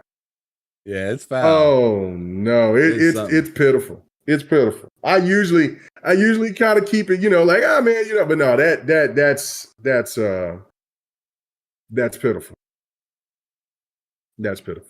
Yeah, so I mean, I mean, this just gets me more excited for the next Switch to come out. Really, I see all this, and I'm just like, Nintendo, if y'all don't see it, if y'all didn't see it before, now you do in 4K. Oh, like look at this. They're doing too much. They're doing too much. You stop that. They need to stop that.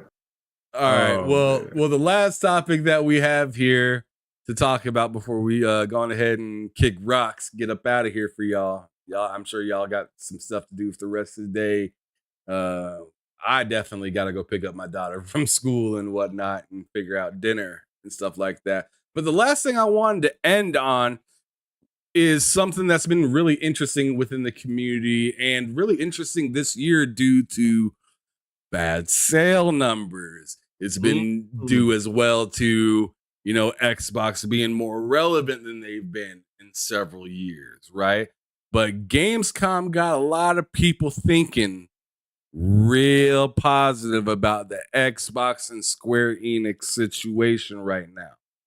Now, as of recently, I seen this article posted on GameSpot showing that Final Fantasy 7 Rebirth, the newest edition that's supposed to be coming out this upcoming January, only has an exclusivity window of 3 months.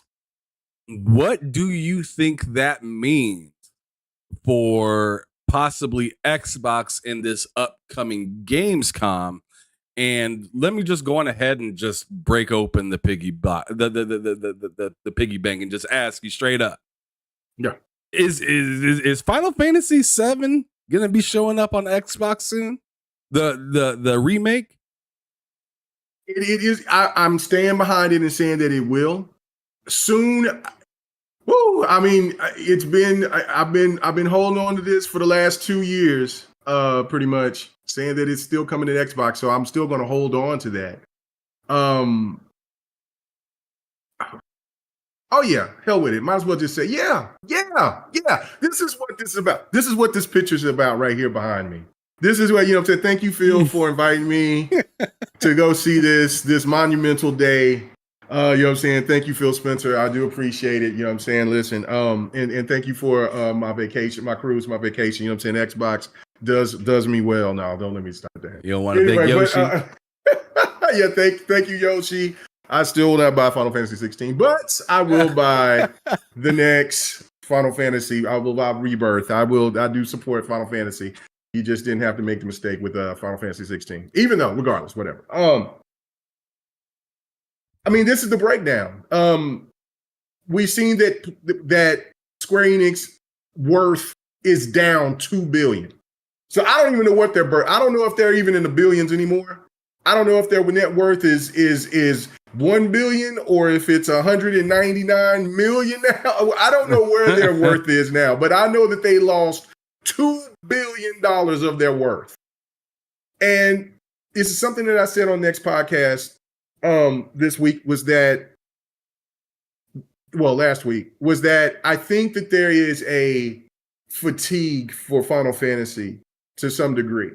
Because if you think about it, like you got Final Fantasy VII Remake. You're gonna have Rebirth coming here.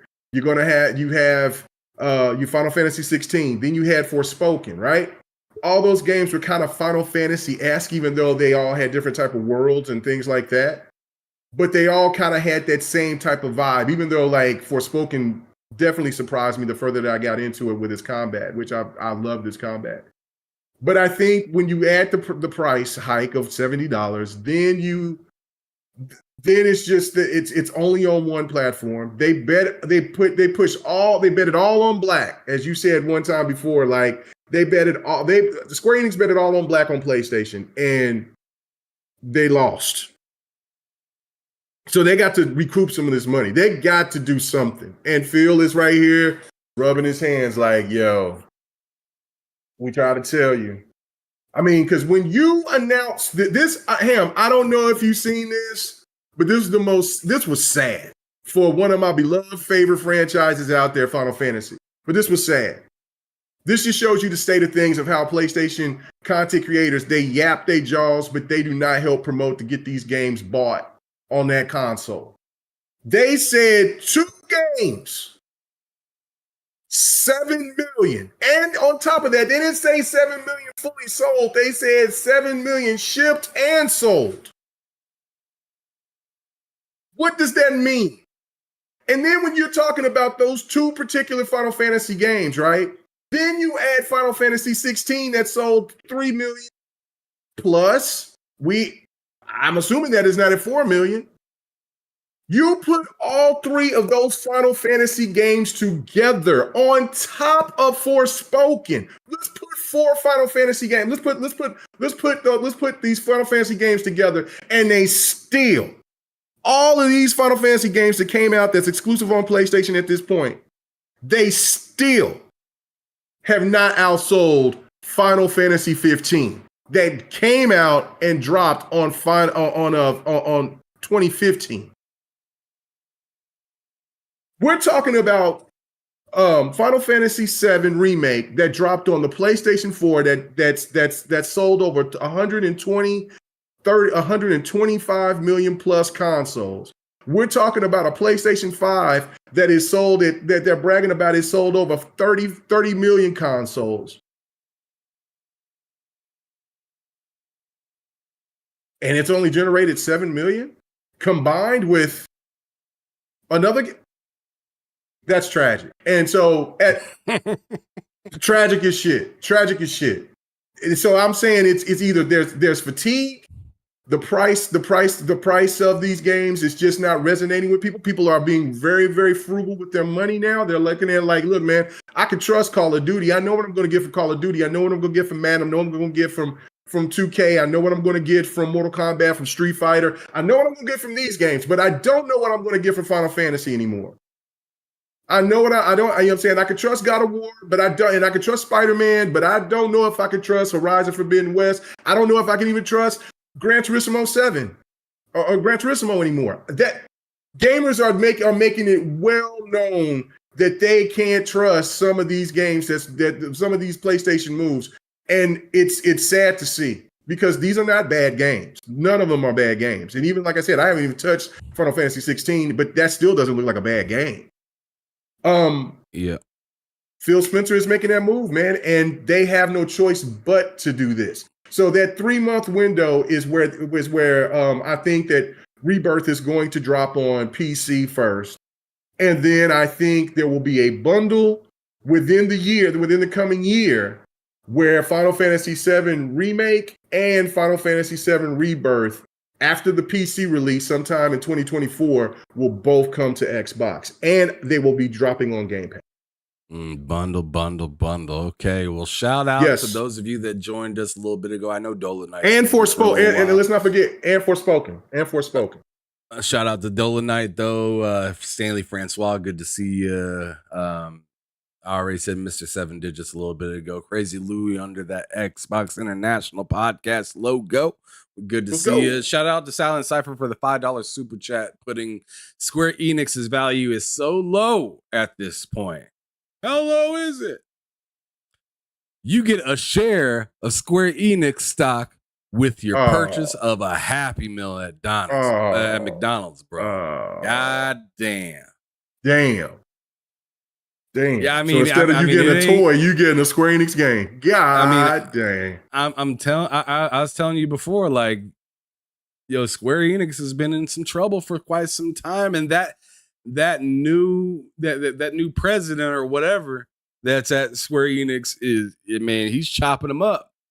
He's chopping them up, and seeing that this only has a 3-month exclusivity really backhands the hell out of what Yoshi was trying to say about just buy a PlayStation. Remember that? Final Fantasy 16. Oh, you want to play? Just go buy a PlayStation. We don't know when we're going to get to the PC version. We don't know. Right. Well, now we know.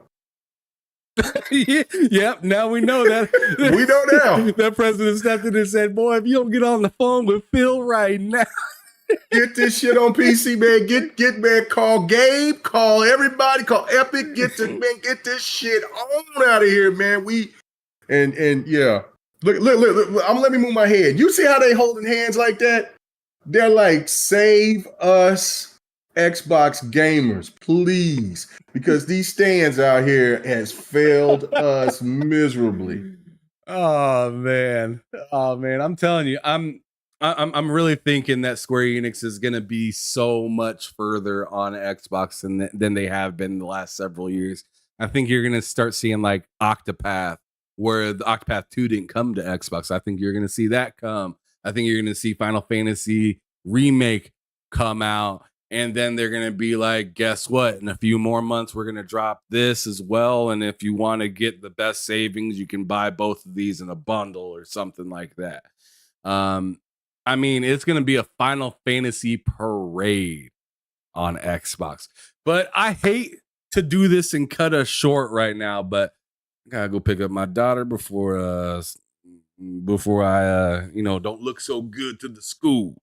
So I'm actually Right. gonna have to cut it short here and thank everybody for being with us today. We had like 30 plus people here the entire time, which is insane to me because it shows that I've only had 82 views the entire show. So that means the retention has been amazing. So thank you so much for everybody that showed up, showed out. Thank you, thank you, Mr. Joanne Dark, for being here as well. But I was gonna say thank you, Silent Cypher. Thank you, the Salt Mines as well for you guys' super chats. I appreciate that for show. Thank you so much to all of you members out there that came through the support today. So I see you, Silent Dolomite, Ray Chi, Crazy Louie, Sir X Man back from the dead, Stanley Francois. Let's see, anybody else? Dragonheart, Yobi, of course. Can't forget him, Dusty. Thank you so much to all of you guys that are members here. It's only $2 a month. Oh yeah, Lady Foxfire. I forget that Lady Foxfire up in here. She doing all the emojis and everything. Shout out to Lady Foxfire. Awesome panel member that I got to have not that long ago. And in fact, K Mega had her on his show as well. And she was spitting some hot fire before she left us out to dry there at the end of the show.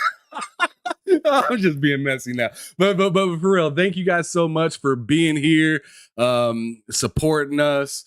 Hopefully, I see a lot of you guys here tomorrow because Loke, that man is insane. He will definitely have his thoughts and prayers and questions that he wants to give people. So make sure you guys pull up. Oh, dang, we got 5 new members that just pulled up. So that's phenomenal. We got Dark Optimus, which he was just here on the show this last Friday for bullsitting. Excellent guest. And unfortunately, he was on K Mega's show that Friday night, and it was hectic. Tragic Friday towards the end of GRG, boy. Shout out to Polly Baba as well. Good gentleman in the game and podcast community. I'd be seeing him on all sorts of different shows. So good to see you here as well, brother. Thank you so much for giving me your support. Cult Classic Cage. the lady that I need to get back on this goddamn podcast, because I mean, I love her view. She keeps it. I mean, shout out to Still Rain, but Cult Classic Cage keeps it live, raw and uncut. For real, for real. She don't give a goddamn what you think. She gonna say what's on her mind, and I love her I like for that. I might have to hit her up. Oh, you should most definitely hit her up. I need to hit her up for GRG. Phenomenal. Yeah. I mean, just let the wolf go. She gonna get to biting. But anyways, Eternal Shaddai, Tim Purr 21. Thank you guys so much for being on here and becoming members with this channel. I appreciate y'all so much. But man, oh man, I gotta get up out of here. Like I said, y'all show up tomorrow for the lowdown with me and Loke. Same time, same place as this show. Thank y'all so much. And this is your boy Ham Solo with K Mega signing out on today's episode of The Crossover. As I always say, make sure that you're keeping it gaming or keeping it moving. Peace out, y'all. Peace.